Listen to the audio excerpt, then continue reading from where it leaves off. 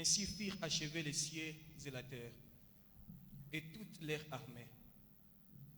Dieu acheva au 7e jour son œuvre qu'il avait faite, et il se reposa au 7e jour de toute son œuvre qu'il avait faite, parole du Seigneur. Hébreux chapitre 4, Kitabu cha Ibrania 4 verset 1er à 9. sura ya mstari yake ya kwanza mpaka ya kenda. 1er à 9, la Bible dit: Craignons donc, tandis que la promesse d'entrer dans son repos subsiste encore, qu'aucun de vous ne paraisse être venu trop tard. Car cette bonne nouvelle nous a été annoncée aussi bien qu'à eux. Mais la parole qu'il leur fit annoncer ne leur servit de rien, parce qu'elle ne trouva pas de la foi chez ceux qui l'entendirent.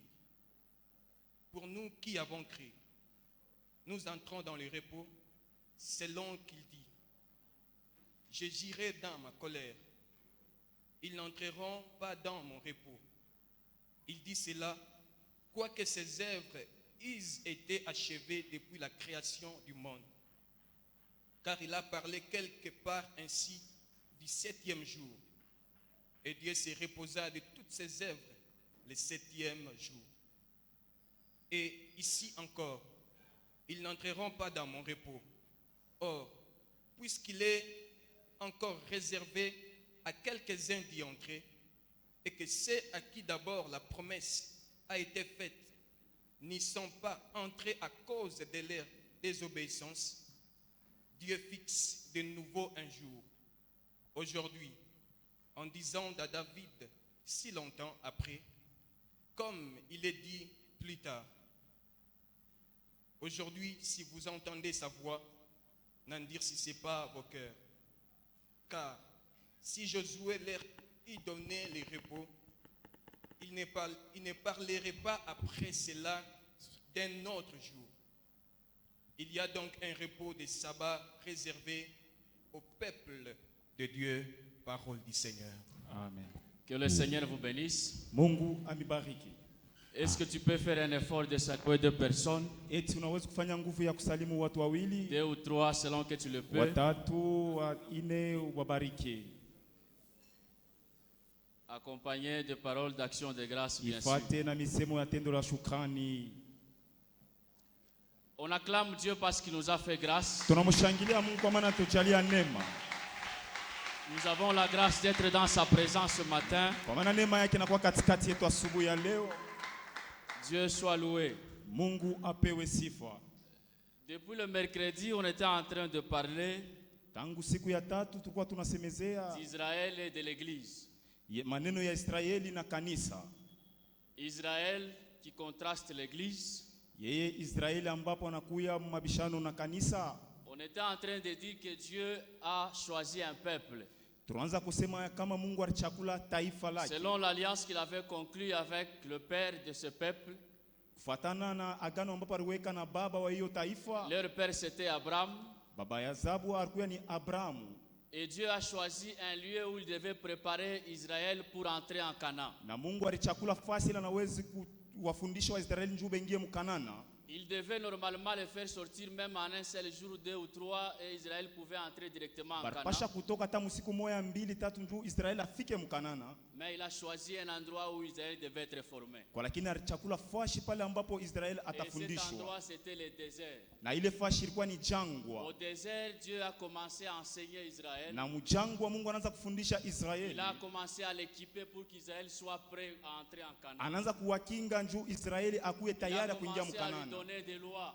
Anaanza kumpachia maamri. Donc c'est là qu'Israël a été formé. Ni kule ambapo Israeli alifundishwa. Alors nous avons dit l'église aussi, Na tulisema kanisa pia c'est un peuple aussi mis à part pour Dieu. inakuwa ni taifa inatiliwa pembeni. Parce qu'Israël a refusé la grâce. Kwa maana Israeli alikatala Dieu neema a choisi des nations. na Mungu anachakula Il a mataifa. accordé la repentance par sa grâce. bien Mungu sûr. analeta huruma kwa neema yake Et il les a mis ensemble dans quelque chose qu'on appelle l'église. na anaweka wote fashi moja pale banaitwa kanisa. Alors, pour que ces gens qui ont reçu sa grâce So, kwa wale watu walipokea neema puissent entrer dans le sein d'Abraham, dans le paradis, dans la vie éternelle, ils doivent être formés aussi quelque part. bapate kuingia mkifua kia Abraham bengie mu hiyo mparadia, inabidi bafundishe Et pia. Dieu leur a choisi ce qu'on appelle l'église. Ni kule Mungu alichakula fashi banaita Donc, kanisa. les chrétiens, les croyants en Christ sont formés là où on appelle l'église. Waaminifu na wale ambapo wanaamini wanakuya ndani ya Donc ce kanisa. matin, j'encourage quelqu'un à persévérer, attaché à l'église. Na leo napatia tena nguvu mtu mmoja aendelee tena kudumu kwa Parce qu'à kanisa. l'église, nous grandissons. Kwa maana mkanisa tunakomala. À l'église, nous faisons disparaître le vieil homme. Mkanisa tunapotesha ule mtu wetu wa À zamani. l'église, nous apprenons quelle est la volonté de Dieu afin de marcher conformément à elle, Kanisa tunafundisha tu mapenzi ya Mungu juu tutembee kufuatana naye. dans l'objectif d'entrer dans le sein d'Abraham. un jour. Mulengo ya kuingia kumbingu. Alors, nous avons dit qu'il y avait des lois Na tulisema kama kulikuwa masheria en Israël qui préfiguraient ce qui devait être mis en application pendant la période de l'église. Muisraeli ile ambapo iliposha kuwekewa tena wakati ya kanisa. Lorsqu'on lisait Lévitique 23, Wakati tunaanza kusoma Levitique 23, qui nous parlait de l'Holocauste, un sacrifice qu'on appelait Holocauste. ilianza kusema njoo masadaka.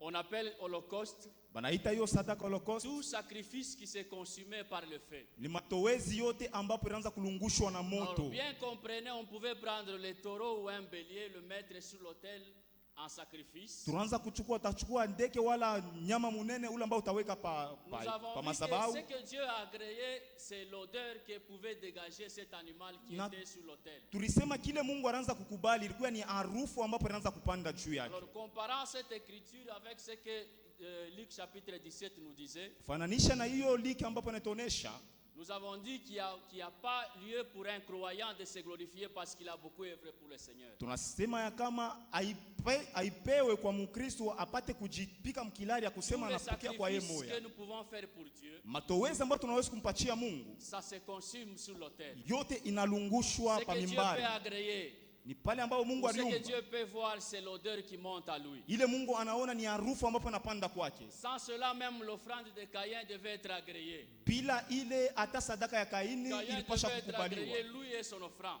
Kaini naye alipaswa kukubaliwa yeye na sadaka yake. Alors, on n'œuvre pas pour Dieu Sasa atumtumikie Mungu parce qu'il termine pour qu'il termine nos problèmes. njuu aishe mamambo yetu.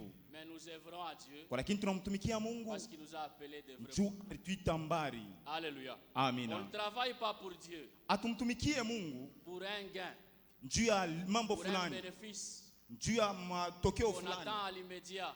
ile ambayo tunachunga hapo sasa. Mais nous œuvrons pour Dieu parce qu'il nous a enfermés dans l'église afin de le servir. Kwa lakini Mungu tutamtumikia Mungu kwa maana alitukarisha mkanisa njuu tumtumikie. Alléluia. Amina. Alors ce matin, avec le premier passage qu'on a lu, Sasa leo asubuhi ya leo na shairi ya nous kwanza ambayo sommes en tunatoka Genèse kusoma. chapitre 2, le verset 1er à 2, Na mkitabu kia Genesi, un passage très connu de tous, hiyo ambapo inakuwa shairi ambapo inajuliwa na watu qui nous wote. parle du 7e jour, là où Dieu s'était reposé après la création. Inasema njoo ya siku ya saba ile ambapo Mungu alipumzika kisa kufanya kazi. Il a créé différentes choses pendant 6 jours, Aliumba bintu vya kuachana kwa masiku sita. mais la Bible nous dit le 7e jour, Dieu se reposa. Sasa Biblia inasema msiku ya saba Mungu Et akapumzika. lui-même avait sanctifié le 7e jour parce que c'était le jour où il avait achevé la création. Na inasema Mungu akatakasa siku ya saba kwa maana ni siku ambapo alisha kufanya kazi Quand il yote. créait, personne n'était là. Wakati anaanza kuumba hakuna mtu Quand alikuwa il hapo. avait décidé de se reposer, personne n'était là. Wakati alibeba mpango wa kupumzika hakuna mtu alikuwa hapo. Alors il fallait qu'Israël puisse être informé du sabbat Sasa ilibidi Israeli afundishwe tena juu ya sabato pour qu'il puisse l'observer aussi. juu apate pia na yeye kutembea kufatana na Alors, ile. après avoir appelé Israël, Na kisha kuita Israeli, Dieu lui a informé du sabbat. Mungu anampatia habari ya Dieu sabato. lui a informé qu'il avait travaillé pendant 6 jours et le 7e jour il s'était reposé. Mungu anampatia habari ya kusema alitumika masiku sita na siku ya saba alipumzika. Et par la suite des temps, Na kuendelea kwa masiku, lorsque vous lisez Exode chapitre 20, wakati mnasoma kitabu kia Kutoka, vous allez voir que le sabbat est entré et devenu une loi. mtaona kusema sabato inatoka inakuya Dieu sheria. a inséré le 7e jour dans la loi. Na Mungu akaweka ile siku ya saba Il a ndani ya dit à sheria. Israël qu'il doit observer la loi, Ya- il doit observer le 7e jour comme un jour de repos. Ya kusema Israeli inabidi atembee kufuatana na ile na Parce que afunge ile siku c'était ya un jour sabato. où Dieu s'était reposé et c'était un jour saint. Kwa maana inakuwa ni siku ile Mungu alipumzika kupumzika na ni siku Alors, takatifu. le sacrifice qu'Israël connaissait, Sasa masadaka ile ambapo Israeli il alijua devait le faire le 7e jour. alipasha kuyatenda siku ya saba. Même toutes les fêtes en l'honneur de l'Éternel devaient être faites le 7e jour. Hata masiku yote kwa kumrudishia Mungu shukrani inakuwa inafanywa Le siku ya saba. 7e jour ou le sabbat pour Israël, c'était un jour où Israël devait faire de sacrifices. Hiyo siku ya sabato kwa Israeli inakuwa siku apasha kuleta matowezi. Israël devait se réunir pour faire de sacrifices à son Dieu. Israeli anapasha kukusanya juu amfanyie Mungu masadaka. Donc c'est devenu une loi. Inakuwa sheria. Alléluia. Amina. Alors avec l'église, Sasa na kanisa nous avons aussi connu le sabbat. na shie pia tunajua hiyo sabato. Mais pas comme Israël l'a connu. Me hapana kama vile Israeli alijua. Nous connaissons le sabbat d'une autre manière. Sie tunajua sabato munamna ingine. Alors si Israël, Kama Israeli qui était un peuple que Dieu avait choisi à ule alikuwa l'avance, taifa ile Mungu alichakula. on lui avait donné le sabbat comme un jour où il devait se reposer de toutes ses œuvres. Banampatia siku ya sabato kama siku ile anapasha kupumzika kwa makazi Un yote. jour où Israël devait sanctifier. Siku ile ambapo Israeli anapasha kusafisha, Dieu kutakasa. aussi a donné à l'église Na un Mungu jour, pia analeta kanisa siku moja. un jour où l'église doit faire de sacrifices, un jour où l'église doit sanctifier. Siku ile kanisa anapasha kuleta matowezi na siku ile anapasha kutakasa. Et à l'église, Dieu a donné le premier jour de la semaine. Kwa lakini kwa kanisa Mungu analeta siku ya kwanza ya juma. Alléluia. Amina. Pour Israël, Kwa Israeli le 7e jour, siku ya saba c'était un jour où Dieu s'était reposé parce qu'il avait travaillé pendant 6 jours. ni siku ile Mungu alipumzika, kwa maana Mungu alitumia Donc, masiku le jour sita. de l'achèvement de toute la création Ni de kusema Dieu. siku ya mwisho ya kazi ya uumbaji. Mais l'église Kwa lakini kanisa sanctifie le premier jour de la semaine, le dimanche, inatakasa siku ya kwanza ya juma, parce que c'est le jour où notre Dieu a achevé la rédemption. kwa maana ni siku ile ambapo Mungu aliisha na mambo ya huruma. C'est le jour où notre Dieu a mis fin à toute la rédemption, toute l'œuvre rédemptrice. Ni kule ambapo Mungu aliweka mwisho kwa kazi ile yote ambayo alitumika nayo C'est yote ya pourquoi huruma. nous nous sanctifions le premier jour de la semaine, qui Ni est le kule dimanche. tunatakasa siku ya kwanza ya juma. Alléluia. Amina. Donc nous entrons en repos le premier jour de la semaine, Sie tunaingia kupumzika musiku ya kwanza ya parce que juma, c'est le jour que Dieu a achevé la rédemption. kwa maana ni siku ambapo Mungu alisha ile kazi. Alléluia. Amina. Il a commencé la rédemption à partir de la croix, Anaanza hiyo huruma kupitia msalaba, mais ça a été achevé le premier jour de la semaine, le jour que Christ était ressuscité. inaenda kuisha ile siku ya kwanza ya juma, siku ambapo Kristo alifufuka. Alléluia. Amina. Israël, de son côté, observait le sabbat parce que c'était le 7e jour où Dieu s'était reposé. Israeli kungambo yake anaanza kuchunga siku ya sabato, kwa maana ni siku ile Mungu alipumzika. Alors qu'en réalité, Na ile kwa ukweli Dieu ne se repose jamais. Mungu ashipumzikake kamwe. Sinon, Christ se contredisait. Eti maandiko inafanya tena Un jour, mabishano. il disait, mon père travaille jusqu'à présent, donc moi aussi je travaille. Kristo anasema baba yangu kunatumika paka leo na mimi C'est unatumika pourquoi pia. il s'était permis de dire un jour que c'est le sabbat qui a été fait pour l'homme. Ni et non kule l'homme pour alisema le siku sabbat. moja ya kusema sabato ilifanyishiwa juu ya muntu, hapana muntu juu ya sabato. L'objectif de Dieu quand il s'était reposé le 7e jour, Lengo ya Mungu wakati ambao alipumzika siku ya saba c'était de faire reposer l'homme et son bétail le 7e jour de tous travaux. ilikuwa ni aweke muntu ikuye kazi yake na wanyama ikuye maneno yote ya siku ya mwisho. Le sabbat comme une loi, Na sabato kama sheria, Dieu donnait le repos à Israël, lui et son bétail. Mungu anaanza kuleta hiyo kupumzika kwa Et muntu l'animal na et nyama yake l'homme ne yote. pouvaient pas travailler le 7e jour. Na muntu na nyama bote bapasha kutumika siku ya saba. Il devait se reposer de toute œuvre. Wanapasha kupumzika kukazi yote. Alléluia. Amina. Et avec l'écriture qu'on a lue, Na maandiko ambayo tunatoka kusoma en Hébreu chapitre 4, mkitabu cha Waebrania 4 on nous dit qu'il y a un sabbat aussi pour les chrétiens. tuonesha kusema kuna kuya pia sabato juu ya Donc, watu. le sabbat juif, Na hiyo sabato ya ça Wayuda préfigurait le repos dans lequel entrent les chrétiens. ilianza kuonesha ile ambapo upumuzisha ambapo Donc, unaingia nous wa aussi, Kristo. nous observons le sabbat. Na shie tunatembea kufuatana na sabato. Alléluia. Amina. Le sabbat qui est le jour où le croyant devra se reposer de toutes ses œuvres. Sabato nakuya siku ile ambapo waaminifu wanapaswa kupumzika kukazi yote. Alléluia. Amina. Lorsque Dieu a inséré le sabbat dans la loi, Wakati Mungu anaweka hiyo sabato ndani ya sheria, le sabbat est devenu une loi sabato inakuya sheria que Israël devait observer d'ailleurs. ile ambapo Israeli anapasha kufuata. Mais au temps de Christ, Kwa lakini wakati ya Kristo, ce sabbat est devenu un jour de repos sabato inakuya siku ya kupumuzika pour quiconque qui œuvre pour Christ ayant la foi en lui. kwa wote ambapo anamtumikia Kristo na anamwaminia. Une fois mort, Kisha kufa, le chrétien entrerait un jour dans le sein d'Abraham. ule mukristo ataingia siku moja mkifua kia Et Abrahamu. ce jour de repos est ce qu'on appelle, selon le passage qu'on a lu, le jour de sabbat. Na ile siku ambapo inakuya ile tunasoma muhiyo shairi tunatoka kusoma siku ya sabato. Donc le sabbat sera aussi observé dans la dispensation de l'église. Asema hiyo sabato itakuya nayo pia tena kuweka mtendo mu wakati ambao kanisa itanyanyuliwa. Alléluia. Amina. L'un observait le 7e jour.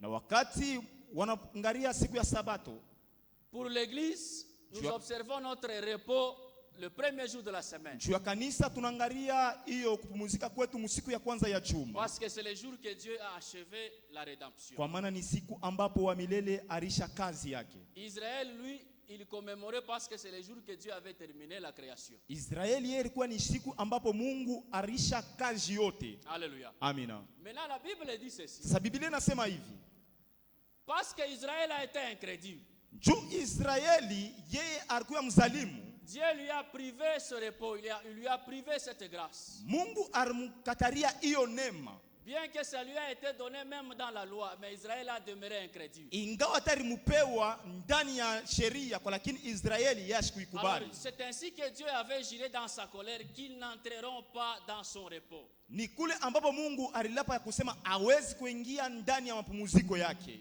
On a dit qu'un jour Christ avait dit Voilà, le c'est- sabbat était fait pour l'homme et non l'homme pour le sabbat. Banasema siku moja kusema sabato ilifanyishwa kwa mtu, hapana mtu njuu ya sabato. Donc le sabbat préfigurait le repos dans lequel les chrétiens devraient entrer après sa mort. Sabato ilianza kuonesha kule ambapo mtu atafikia kisha kifo kyake. Alléluia. Amina. Et il jura dans sa colère, ils n'entreront pas dans mon repos parce qu'ils sont incrédules. Na akalapa mkasirani kaya kusema hawataingia ndani ya mapumziko yangu kwa maana bo abakubali maneno. Alors Dieu a fait grâce aux nations. Sasa Mungu anajalia neema kutaifa. C'est ainsi que Paul dit, nous ne devons pas aussi nous priver de cette grâce. Ni kule Paulo anasema hatuwezi pia kujikataria kuyo neema. Parce qu'il y a il y a un sabbat aussi pour Kwa les maana chrétiens, pour ceux-là kuna- qui reçoivent Christ comme leur Seigneur. Kuna kuya pia sabato kwa wale ambao wanakuya wana wa Mungu. Il y a un jour qu'il devrait aussi se reposer de toutes ses œuvres. Kuna kuya siku moja ambao wanapaswa kupumzika nabo pia kwa makazi yao yote. Nous ne devons pas nous comporter aussi comme Israël. Hatuwezi na sisi pia kujiongoza kama Israeli. Alors nous devons aussi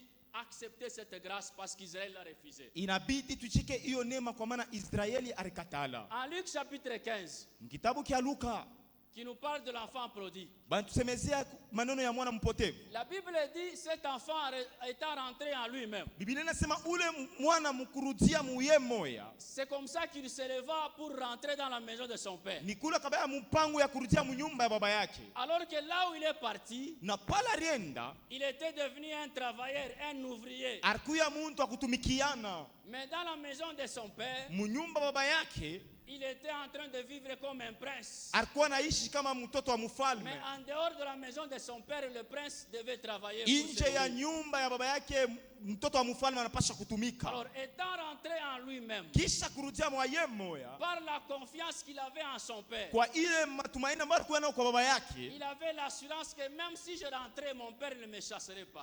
alikuwa na matumaini ya kusema hata narudia baba yangu asiwezi La kunifukusha. Bible dit nous devons nous approcher de Dieu avec assurance parce qu'il nous accueille. Biblia inasema tunapaswa kujikaribisha kwa Mungu na hakikisho kwa maana anatukubali. Dieu n'agrée pas Mungu ashikubali quelqu'un qui s'approche à lui sans la foi. mtu ule anamchorofea bila imani. Alléluia. Amina. Donc la foi église, Kusema imani kanisa c'est le lien efficace de la réconciliation. hiyo maneno ya nguvu sana ya kukaribia Mungu. Pour avoir la réconciliation avec Dieu, Juu ya kupata mapatanishi na Mungu, les liens permanents ou les liens efficaces, c'est la foi. asema kamba ya nguvu inakuya ni imani. C'est la confiance en son Père qui l'avait poussé à rentrer dans la maison maison. Ni matumaini kwa baba ule ambao alimtuma njoo arudie Le mnyumba. passage dit étant rentré en Na lui-même, Biblia inasema kisha kurudia mwaye moya. ayant la confiance en son père, Akuwa na matumaini ndani ya baba yake. malgré qu'il avait péché, Ingawa alitenda bubaya, il connaissait très bien son père. alijua vizuri baba yake.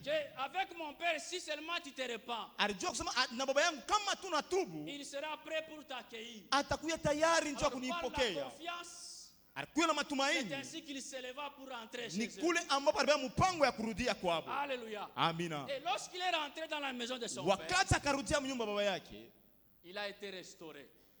yalifanyiwa upya. Il a connu le repos. Asema aliishi tena Il a usalama. connu le repos. Asema anaishi tena On lui kupumzika. a changé même les habits qu'il avait. Asema kambadilisha hata mavazi alikuwa Il a nayo. commencé à vivre comme un prince, comme un fils de la maison et non comme un travailleur. Asema anaanza kuishi kama vile mtoto wa mfalme, hapana kama mfanyakazi. Lui voulait proposer la place d'un serviteur. Lakini yeye alipenda kulomba kusema bamweka pafasi ya On mtendakazi. lui a permis d'entrer dans le repos. Kwa lakini wanamruhusu aingie Il est entré mkupumzika dans le sabbat de Dieu. na kuingia ndani ya sabato ya Il Mungu. s'est reposé de ses œuvres. Akapumzika kwa makazi En yake. dehors de la maison de son père, il travaillait. Nje ya nyumba baba yake anaanza kutumika. Il gardait les pourceaux. Anaanza kuchunga wangulupe. Il mangeait très mal. Anaanza kuria mubaya. Mais dans la maison de son Kwa père, lakini munyumba baba yake il a connu ce qu'on appelle le sabbat. anaishi ile banaita sabato. Alléluia. Amina. Il y a un sabbat pour les chrétiens. Kuna kuya sabato njuu wa Il Kristo. y a un sabbat pour quiconque qui rentre à la maison. Kuna kuya sabato kwa wote ambao anarudia kunyumba. Alléluia. Amina. Nous nous reposerons de nos œuvres. Tutapumzikaka kwa makazi yetu. Alléluia. Amina. Christ dit, Kristo anasema venez vous tous qui êtes chargés, mkuye mwe wote mnakuwa benye kulemewa, tous qui êtes fatigués, mwe wote mnakuwa benye kuchoka, je vous donnerai le repos. mite mipachia mapumzishi. En Christ nous nous reposons. Kwa Kristo tunapumzika, Nous trouvons le repos, tunakuta kokule mapumziko, le repos parfait, mapumziko ya kueneana, le repos qui a été promis qu'Israël n'a pas expérimenté. mapumziko na mambo warilaka kwa lakini Israeli Mais shikuishi, nous le trouvons en Christ. tunaipata ndani ya Nous nous Kristo. reposons de nos œuvres. Tunapumzika kwa makazi yetu. Alléluia. Amina. Amen, Église. Amina.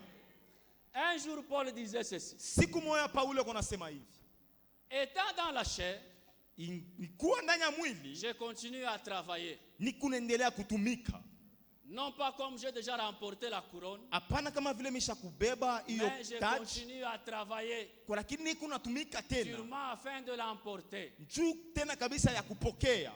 Quelqu'un qui a déjà remporté la couronne ne peut pas commencer à travailler, continuer à travailler. Ule muntu ambapo anaisha kupata taji hawezi tena kutumika, Mais parce que nous sommes dans la chair kwa maana tunakuya ndani ya mwili et que nous n'avons pas encore emporté la couronne, na hatuyapata hiyo taji. alléluia, Amina. puisque étant dans la chair, on ne peut pas avoir la Kwa couronne. maana mkuwa ndani ya mwili hatuwezi kupata taji. Ce qui nous empêche d'avoir la couronne, c'est la chair. Ile ambapo inatushindisha kupata taji Ce ni qui nous mwili. empêche d'entrer dans le repos, c'est la chair. Ile inatushindisha kupata mapumziko ni mwili. Alors après la mort, Kisha kifo, ayant travaillé pour Dieu, kisha kumtumikia Mungu, nous nous reposerons de nos œuvres. tutapumzika kwa makazi yetu. Alléluia. Amina. C'est pourquoi le mercredi, on avait dit, Ni kule siku ya tatu tulisema il n'y a pas lieu pour un chrétien de se glorifier parce qu'il a constaté avoir fait beaucoup d'années en train de travailler pour son Dieu. haina vizuri kwa Mkristo anze kujitukuza kusema mimi napitia mawakati mingi kumtumikia Ou Mungu. quand le chrétien travaille, il ne peut pas s'attendre à l'immédiat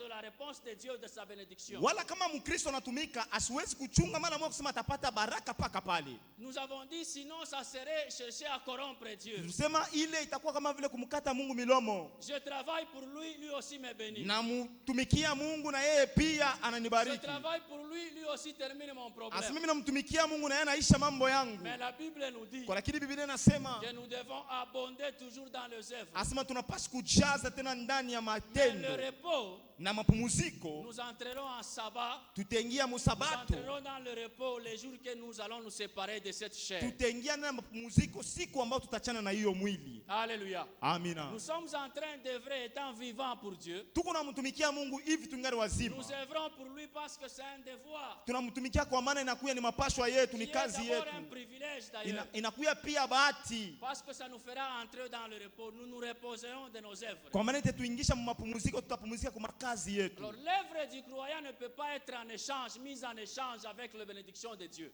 Kazi ya Mkristo haiwezi kufanya mabadilisho na Mungu. L'homme riche qui s'était dit, Mtu mtajiri alisema après avoir constaté qu'il a beaucoup travaillé, kisha kuona kusema anatumika sana, il s'est tapé à la poitrine disant, j'ai beaucoup travaillé, mon âme doit maintenant se reposer. anaanza kujipika mkifua na kusema mimi natumika sana na mimi naweza sasa Étant kupumzika. toujours dans la chair, Kuya paka mumwili, Christ lui appelle insensé, Kristo anamuita mtu ule ambaye anakuwa mzalimu. puisque dans la chair, Kristo ndani ya mwili, nous ne pouvons pas nous lasser à accomplir les bonnes œuvres. mkuu wa mwili hatuwezi kujipika Nous ne mkifua mwa pouvons kufanya pas makazi nous mzuri. reposer de nos œuvres. Hatuwezi kupumzika makazi yetu. Christ a compris, il a dit, parce que mon père travaille jusqu'à présent, moi aussi je travaille. Kristo anaelewa, anasema baba yangu anatumika paka hapa na mimi natumika Donc pia. j'encourage quelqu'un à continuer à travailler. Napatia mtu mwa nguvu tena ya kuendelea kutumika. J'encourage quelqu'un à rester permanent dans les bonnes œuvres. Na kupatia tena nguvu ya kudumu tena matendo mazuri. Tout en lui donnant l'assurance qu'il entrerait un jour dans le Na repos de Dieu. kukupatia hakikisho ya kusema siku moja utaingia ndani ya Et mapumziko. dans le repos de Dieu, tu entreras avec ta couronne. Na mapumziko ya Mungu utaingia na taji lako. Et tu seras dans la joie. Na utakuya ndani ya furaha. Dieu n'aime pas les gens qui aiment se reposer. Mungu ashipendeke bala mtu anapenda Étant kupumzika. dans la chair. Mkuya ndani ya mwili. Un jour, il dit, Siku moja anasema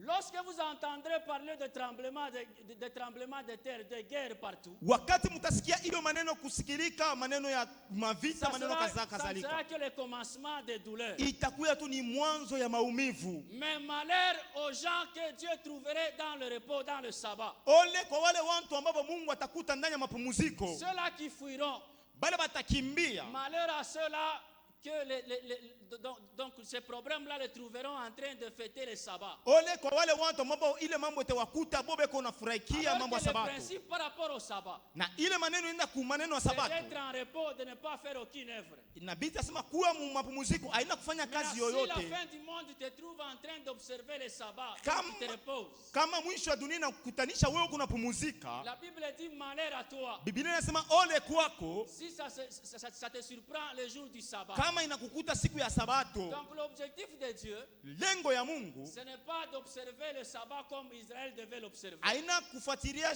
sabato kama vile Israeli anaanza kuichunga. L'Église doit comprendre que nous entrerons dans le repos les derniers jours. Hekalu unapaswa kuelewa kusema tutaingia mapumziko siku ya Mais mwisho. étant vivant dans la chair, Na kama tuko naishi ndani ya nous mwili, devons continuer à œuvrer pour Dieu. inabidi tuendelee tena kumtumikia Mungu. Alléluia. Amina. Même si nous accomplissons très bien l'œuvre de Dieu, Hata kama tunafanya mzuri kazi ya Mungu, continuons à œuvrer pour lui. tuendelee tena kumtumikia. Alléluia. Amina. Celui qui met sa main à la charrue et regarde en arrière, Asema ule ambapo anaweka kitu kyake kuyo kinono kya Ile kusukuma badi na nangalia ni kumkongo astahili kwa Mungu. Alléluia. Amina. Or, quand tu mets ta main à la charrue, Na kama unaweka maneno ya kukazi ya le Mungu, charrue va vers l'avant. na hiyo kitu kinenda kumbele, Et quand tu regardes en arrière, na kama unaangalia kumkongo, tu vas voir combien tu as déjà fait pour Dieu. utaona ngapi ile ushakufanya njuu ya Mungu. Quelle est la grandeur de l'œuvre que tu as déjà fait pour Dieu. Bunene bwa kazi ile ambapo ulitumika njuu ya Mungu.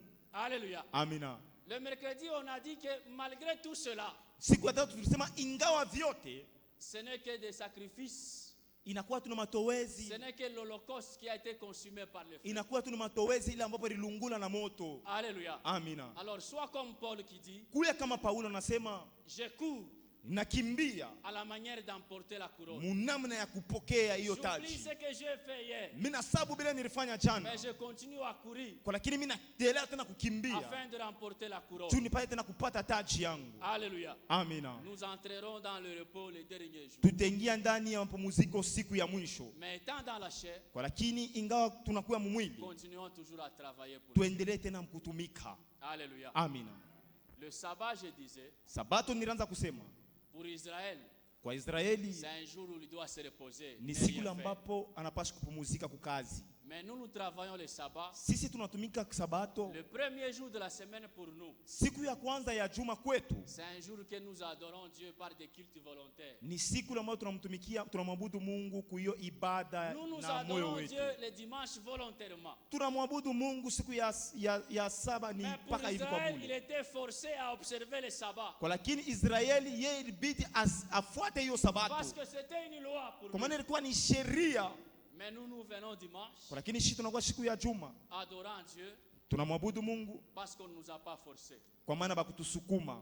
Alléluia. Amina. Mais nous entrerons les derniers jours. Lakini tutaingia siku ya mwisho, Nous nous reposerons de nos œuvres bientôt les derniers tutapumuzika jours. kwa makazi yetu.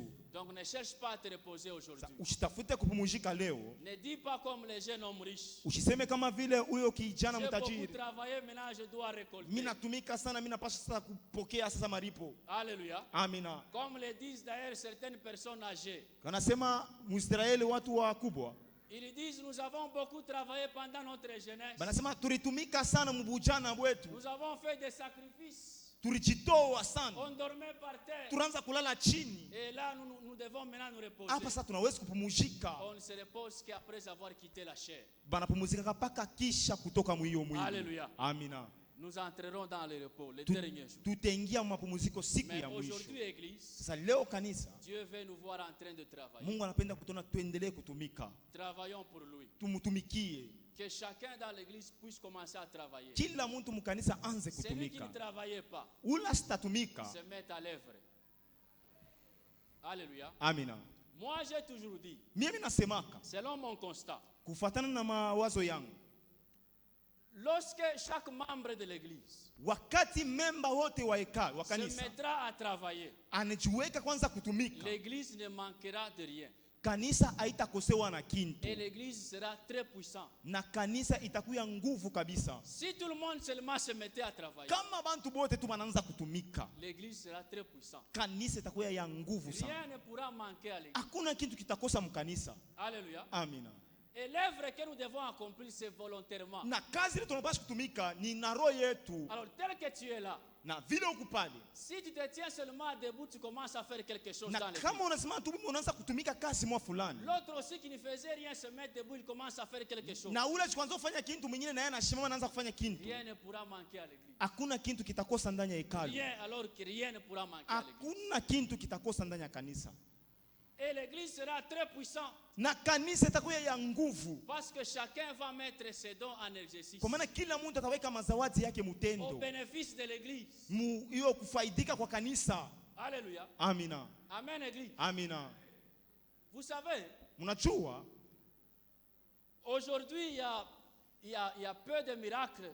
Il n'y Leo a kuna- même pas, je peux dire. leo kunakuwa miujiza kiloko aina kote na tunaweza kusema, Parce que les gens n'aiment pas travailler à l'église. kwa maana bantu abapende kutumika mkanisa. Lorsqu'un bébé tombe malade Wakati mtoto anakuya mgonjwa et que l'on veut l'amener à l'hôpital, na wanaweza kumpeleka kwa hospital, on ne va pas l'amener chez n'importe qui. abatampeleka kwa mtu wowote, On doit l'amener chez un pédiatre. batampeleka kwa ule mtu ambaye anaangalia ile maneno. Alléluia. Amina. Quelqu'un à qui on veut faire la chirurgie, on va l'amener chez un chirurgien. Na ule mtu ambaye anaweza kufanyia mambo ya shiriji anampeleka kwa ule ambaye anatumika ile kazi. Peut-être que toi là, Na wewe pale, c'est en toi qui a le don ou le ministère de ressusciter les morts. mara nyingine ni mwako mnakuya hiyo mazawadi ya kufufula bafu. Si tu te mets à travailler Kama unajiweka mkazi et que nous avons un besoin, nous manifestons un besoin que quelqu'un doit nécessairement ressusciter, na tunahitajia hitaji ya kusema mtu mmoja anapasha paka kufufuka, on ne va pas amener les cas chez n'importe qui à part toi. hatutapeleka ile mambo kwa mtu wowote, ni Parce que kwako chez tu. toi, le problème de ressusciter les morts, ça se fait d'une manière très simple, facilement. Kwa maana kwako wewe namna kufufula bantu inafanyika tu namna mara Ce moja, qui ne peut pas se faire chez l'autre. na bila vitafanyika kwa mwingine. Alléluia. Amina. À l'église, Mkanisa Dieu nous équipe de richesses. Mungu anatujaa na mautajiri, L'église est très riche. na kanisa inakuwa na Il utajiri. y a des gens à l'église. Kuna kuya bantu mkanisa, Lui, pour en chasser un démon, c'est quelque chose de très simple. yeye njoo kufukusha mandemoni ni mambo moya ya wepesi. Mais si vous amenez un démoniaque chez une autre personne, Kama unapeleka mapepo kwa mtu mwingine, ça va devenir une casse-tête. itakuwa ni mambo ya nguvu kumisha Hallelujah. kichwa. Amina. Mais si on connaît ces gens à Na l'église, kama tunajua wale bantu kukanisa, on va commencer à amener chaque cas à chaque personne. tutaanza kupeleka mambo yote kwa kila mtu ambapo Selon anaifanya, l'appel que chaque personne a kufuatana reçu. na mwito ile ambapo kila mtu alipokea. C'est ce qui se fait même à l'hôpital. Ni ile nafanyika hata kwa hospital. Alléluia. Amina. Ce n'est pas n'importe qui peut traiter ton cas. Haina mtu wote anaweza kufanya mambo yako. Alors si tu ne travailles pas, Sasa kama utumike tu es en train d'appauvrir l'église. huku unachombesha kanisa. Alléluia. Amina. Amen, église. Amina. Ne te contente pas de ne rien faire à l'église. Ushifurahi kama ufanyike kintu mukanisa. Cherche à réveiller la personne, la réelle personne qui est en toi. Tafuta kulamusha ule muntu wa kweli anakuya ndani mwako. N'observe pas le sabbat. Ushangarie sabato. Beaucoup sont en train d'observer le sabbat même aujourd'hui. Wengi wako naangalia sabato hapa kana leo. Peut-être, Marengine s'il y a des stériles à l'église qui traînent encore, kama kuna kuya tena batasa tena bale beko na bengare mkanisa. toi tu es spécialiste. Wewe unakuya ule ambapo naangalia ile maneno sana. Alléluia. Amina. Il suffit seulement que tu imposes la main et la solution est là. Inabidi tu weke mkono na mambo yanakuya pale. Mais qui saura ce qui est en toi si tu ne travailles pas? Sasa nani atajua kile kiko ndani mwako kama utumike? Alléluia. Amina. Amen, église. Amina. Malheur aussi aux gens qui s'approprient, qui sont les passe-partout. Asema ole kwa wale watu ambapo wanabo ile maneno yanapita. Quelqu'un vient avec un songe, il interprète. Muntu anakuya na onyo Quelqu'un anatafsiri. vient avec un démoniaque, il cherche à guérir. Muntu anakuya na mapepo anafuta tena kutunza. Et c'est comme ça que vous pouvez constater à l'église, un cas on traite, un cas on ne traite pas. Mutaona kusema mkanisa unakuwa hiyo maneno banatimiza hii nyingine ababambe kwa La takubamba. même personne impose la main à l'autre et il guérit, il trouve la solution. La même personne impose à l'autre, il n'y a pas de solution. Ile mkono moyo inagusa ule inaleta jibu, inagusa huyu Ce alete n'est pas pour jibu. dire que le Messie n'a plus de feu, Haina kusema ule muntu ashina tena na nguvu na moto. mais c'est un problème de domaine. Mambo ni mambo ya maneno Chacun yake est na mwangalia. spécialiste dans son domaine. Yeye anakuya na yeye ni mkubwa wa ile maneno. Toi aussi, tel que tu es là, Na wewe vile uko pale. tu es spécialiste dans ton domaine. Na wewe unakuya mkubwa munjia yako. Alléluia. Amina. Maintenant, enrichis l'église. Sasa tajirisha kanisa. Alléluia. Amina. Il y a les églises qu'on peut ouvrir Kuna kuya mahekalu ile ambayo tunaweza kufungula par un miracle seulement. kupitia tu muujiza moya. Vous pensez que si un mort ressuscité aujourd'hui ici, Mungu anazanesa kama mufu moya anafufuka wa kweli hapa. il n'y aura plus de la place ici. Hamtakuya tena fashi. Alléluia. Amina. Juste pour un miracle seulement, Muujiza tu moya. il n'y aura plus de la place. Hakutakuya tena fashi humu. Alléluia. Amina. Parce que quelqu'un s'est levé. Kwa maana muntu moya alilamuka. Il a produit un miracle. Anatosha muujiza. Je n'ai pas dit que tous nous n'avons pas Dieu. Sema shebo tuna na Mungu. Mais chacun a reçu la grâce avec mesure. Kila muntu alipata neema yake mkipimo kyake. Alléluia. Amina. Hawezi wa kichwa unaponesha paka wewe mwenyewe. Demoniaque unafukusha. Hapana.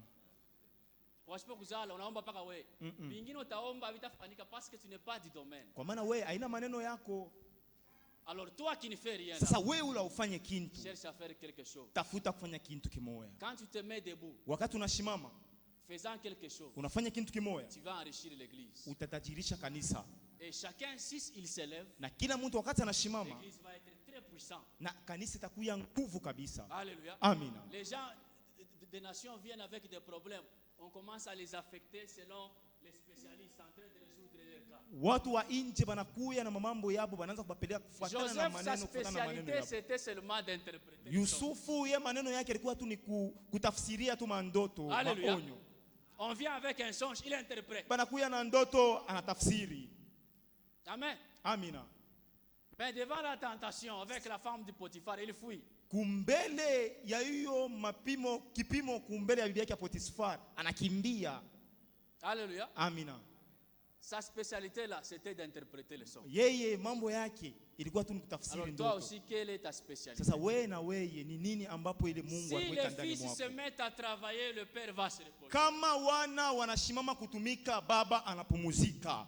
Si les fils de travailler, le père ne se reposera jamais. Kama wana wanakatala kutumika, baba asitapumuzikaka kamwe. Il faut que chacun travaille. Inabidi kila mtu atumike. Mettons-nous au travail. Tujiweke kukazi. Alléluia. Amina. Ne cherchons pas de récompense dès aujourd'hui. Tushitafute kuturipa paka leo. Mettons-nous au travail. Nous travaillons pour Dieu. Tujiweke kukazi, tunamtumikia Mungu. Aux côtés du Père. Pembeni ya baba. Alléluia. Amina. Je disais, il ne pourra se reposer que si nous travaillons. Nilianza kusema anawezi kupumuzika paka kama tunatumika. Le temps est parti, que le Seigneur vous bénisse. Mungu amibariki.